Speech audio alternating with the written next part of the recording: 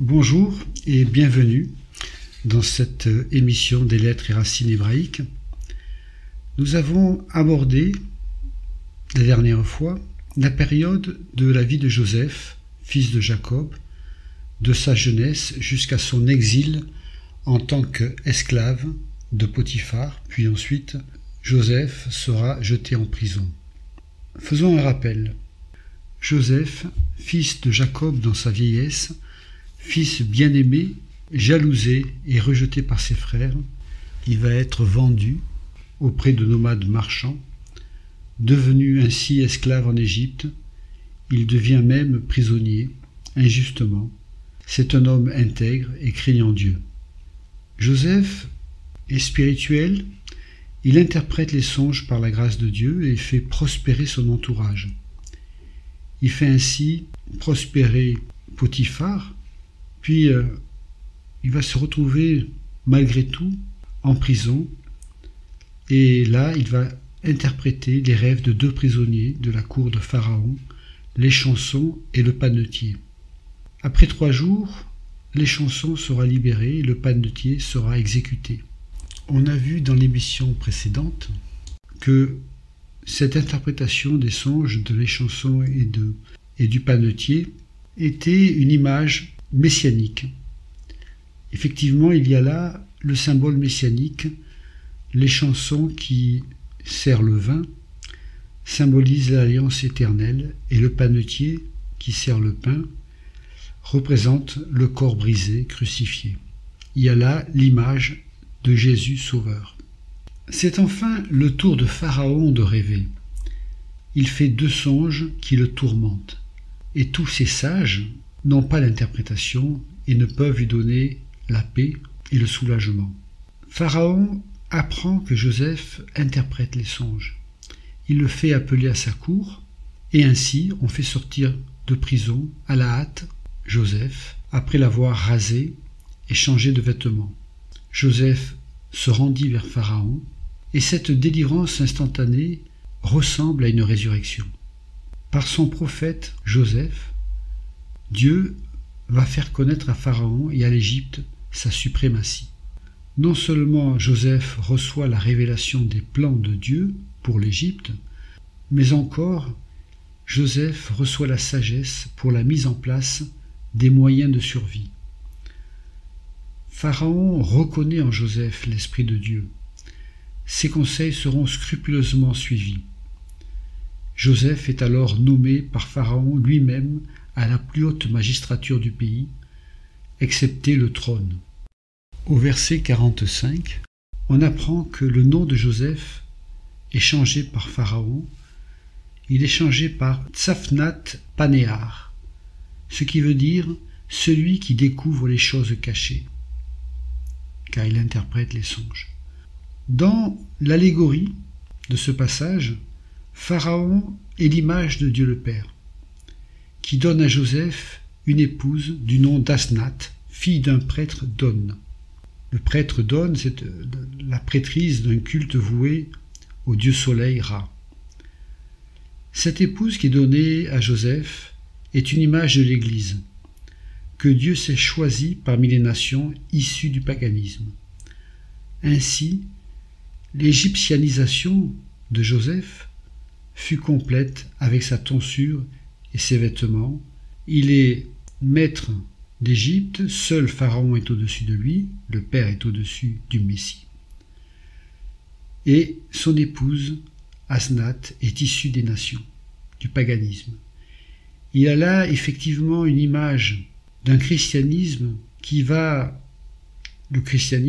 dont la matrice évidemment est hébraïque et juive, mais qui va s'installer au cours des siècles dans le monde païen et se paganiser. Il naquit à Joseph 2 fils, Manassé et Éphraïm, de cette union avec Asnath, son épouse, et ces 2 fils vont donner donc 2 tribus à Israël, puisque Jacob prendra ces 2 fils de Joseph comme ses propres fils. Il y aura Manassé, car Dieu m'a fait oublier toutes mes tribulations et toute la maison de mon père. Manassé qui nous parle de la consolation, de l'oubli, une guérison qui est intérieure. Puis le second fils, Éphraïm, car Dieu m'a fait fructifier dans le pays de ma misère. Éphraïm veut dire doublement fécond. Il y a la notion de fécond et il y a aussi un dualisme, doublement fécond. Éphraïm sera un jour considéré comme l'aîné des deux. Son nom sera l'emblème des 10 tribus du Nord en Israël, après le schisme, après la mort de Salomon. Après les années d'abondance annoncées par Joseph, dont les rêves avaient été interprétés, les rêves de Pharaon avaient été interprétés, voilà qu'arrive maintenant la famine et les 7 années de vaches maigres. Joseph ouvrit les lieux d'approvisionnement et nourrit les peuples. Joseph, qui jusqu'à présent incarnait le Jésus sauveur, le Messie souffrant, va incarner maintenant le Messie Seigneur. C'est le Jésus Seigneur. En effet, le Seigneur est la source de la nourriture pour les nations, il pourvoit en toutes choses. Cet épisode prophétique nous montre aussi comment les nations du monde monteront à Jérusalem pour être bénies après le renouvellement, le rétablissement du royaume spirituel d'Israël sur la terre. Lire Zacharie, chapitre 14, verset 17. Jésus sera roi sur toute la terre, comme Joseph domine sur toute l'Égypte. Seul le Père est au-dessus de lui, comme Pharaon ici représente le Père pour Joseph. Au chapitre 42, il est dit que la famine sévit sur la région et les peuples viennent acheter du blé en Égypte. Canaan est aussi touché et Jacob envoie ses fils chercher du blé en Égypte. 10 frères de Joseph sont envoyés. Seul Benjamin, le dernier, le fils de la bien-aimée Rachel, reste avec Jacob. Les 10 frères se prosternent devant Joseph, face contre terre. Il y a là une première réalisation des songes de Joseph. Eux ne peuvent pas le reconnaître, comme Israël ne peut reconnaître son Messie, ce qui lui vaut aujourd'hui beaucoup de souffrance. Joseph va tester la sincérité de ses frères qui ne le reconnaissent pas, car c'est un Joseph égyptianisé, méconnaissable par ses frères, comme Jésus dans le christianisme actuel, issu pourtant de la matrice juive. Il y a là actuellement un messianisme paganisé, c'est le temps des nations, et non reconnaissable par le peuple juif, du moins dans sa globalité. Il y a bien sûr d'autres raisons à cet aveuglement. Joseph teste le cœur de ses frères en exigeant de faire venir Benjamin, le dernier de la famille de Jacob. De même qu'ils ont haï Joseph et l'ont vendu comme esclave, sans aucune espérance de retour, de même ils vont aimer Benjamin en lui garantissant toute la protection pour effectuer ce même trajet. Judas engagera sa vie pour la protection de Benjamin, chapitre 43. Revenons au chapitre 42. Joseph met donc ses frères 3 jours en prison pour garder Siméon en otage pendant que les autres retournent vers leur père. Au verset 28, il est dit que l'argent se retrouve dans les sacs. L'argent qui avait servi à acheter le blé, Joseph leur restitue sans en parler directement. Les frères ne comprennent pas. Qu'est-ce que Dieu nous a fait? Ils ont le temps d'écouter la voix de leur conscience derrière tous ces événements, et leur passé ressurgit autour du rejet de Joseph. Au chapitre 43, Jacob laisse partir Benjamin avec le convoi pour le 2e voyage en Égypte. Et c'est Judas qui réussit à convaincre son père. Il prend seul la responsabilité de la vie de Benjamin. C'est lui qui avait proposé à ses frères de vendre Joseph au lieu de le libérer. Au verset 15 à 18 du chapitre 43, il y a un nouveau contact avec Joseph et un grand repas avec tous les frères. C'est la fête, mais Joseph prépare une ultime épreuve pour ses frères. Ça sera le brisement. Quand Joseph vient au repas, ses frères se prosternent à nouveau à terre devant lui. Voilà encore maintenant la 2e réalisation du songe de Joseph. Je rappelle que Joseph, ses premiers rêves concernaient justement le fait que ses frères allaient se prosterner devant lui sous la forme des blés et des étoiles qui se prosternaient devant lui. Au chapitre 44, voilà que les festivités de la veille furent vite ternies par une dernière épreuve avant la grande révélation. Il est dit, Joseph donna cet ordre à l'intendant de sa maison, remplit de vivres les sacs de ses gens, autant qu'ils en pourront porter, et mets l'argent de chacun à l'entrée de son sac. Tu mettras aussi ma coupe, la coupe d'argent, à l'entrée du sac du plus jeune, avec l'argent de son blé. L'intendant fit ce que Joseph lui avait ordonné. Le matin, dès qu'il fit jour, on envoya ses gens avec leurs ânes. Ils étaient sortis de la ville, ils n'en étaient guère éloignés lorsque Joseph dit à son intendant « Lève-toi, poursuis ces gens, et quand tu les auras atteints, tu leur diras « Pourquoi avez-vous rendu le mal pour le bien? N'avez-vous pas la coupe dans laquelle boit mon Seigneur et dont il se sert pour deviner? Vous avez mal fait d'agir ainsi. » L'intendant les atteignit et leur dit ces mêmes paroles.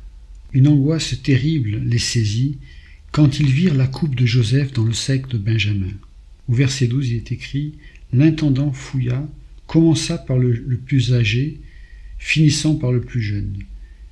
Et la coupe fut trouvée dans le sac de Benjamin. » La coupe trouvée dans le sac de Benjamin symbolisait la coupe injuste qu'ils ont donnée à boire à Joseph. Alors voilà l'ultime comparution devant leur juge Joseph. Ils sont dépourvus de tout argument. Joseph seul a le pouvoir de les condamner ou de les pardonner. Le supposé coupable est donc Benjamin. Et Joseph annonce que seul le coupable, c'est-à-dire Benjamin, sera condamné et les autres frères seront libres. Ils pourront rentrer vers Canaan en étant libres. Judas va alors s'offrir en remplacement de Benjamin. Lui qui avait proposé de vendre Joseph jadis va se repentir et maintenant s'offrir à la place de Benjamin. Et c'est ce fait qui va ouvrir la réconciliation et le dévoilement de Joseph. Le passage est retracé dans Genèse 44, versets 18 à 34. Il est intéressant de constater que plus tard, au temps du royaume d'Israël, la tribu de Benjamin sera toujours attachée à celle de Juda. Revenons à l'histoire de Joseph.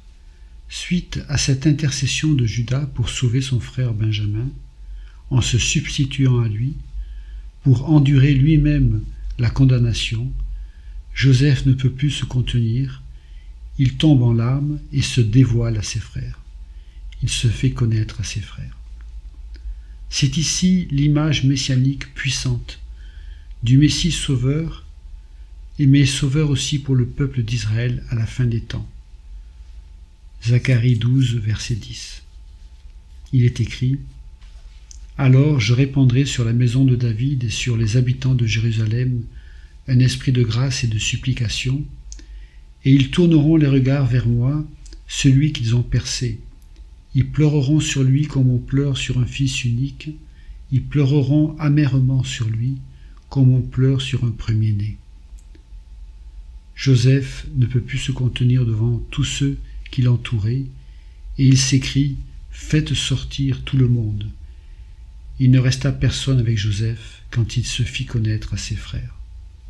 Dans Genèse 45, il est écrit « Joseph éleva la voix en pleurant. Les Égyptiens l'entendirent et la maison de Pharaon l'entendit.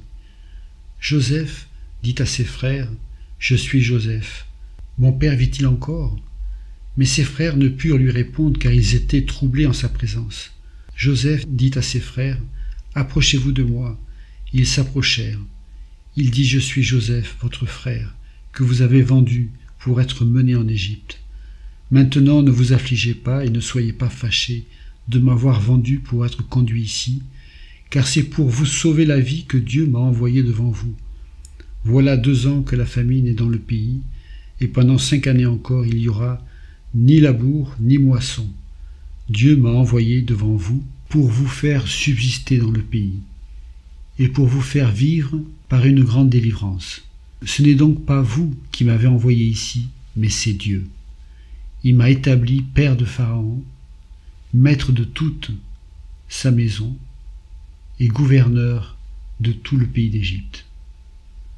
Joseph reconnaît la souveraineté de Dieu et la volonté de Dieu, malgré les mauvaises intentions de ses frères. Dieu a permis et transforme le mal en bien. Cet aveuglement des frères est messianique. Paul en parle dans l'Épître aux Romains, chapitre 11, quand il écrit, au verset 25 à 26, « Car je ne veux pas, frères, que vous ignoriez ce mystère, afin que vous ne vous regardiez point comme sages, c'est qu'une partie d'Israël est tombée dans l'endurcissement jusqu'à ce que la totalité des païens soit entrée. Et ainsi tout Israël sera sauvé, selon qu'il est écrit, le libérateur viendra de Sion, et il détournera de Jacob les impiétés. » Il est aussi écrit juste avant, au verset 15, « Car si leur rejet a été la réconciliation du monde, que sera leur réintégration, sinon une vie d'entre les morts ?» Les frères de Joseph ne seront plus jamais les mêmes. Ils seront désormais fils d'Israël, plutôt que de Jacob. Quant à Joseph, image du Messie, il sera leur Seigneur, comme il est pour l'Égypte. Joseph veut que Jacob descende vers lui au plus tôt. Pharaon confirme les paroles de Joseph. Il faut que toute sa maison descende à Goshen pour y être nourrie du meilleur que le pays peut produire. Voilà, l'émission se termine. Que le Seigneur vous bénisse et à une prochaine fois.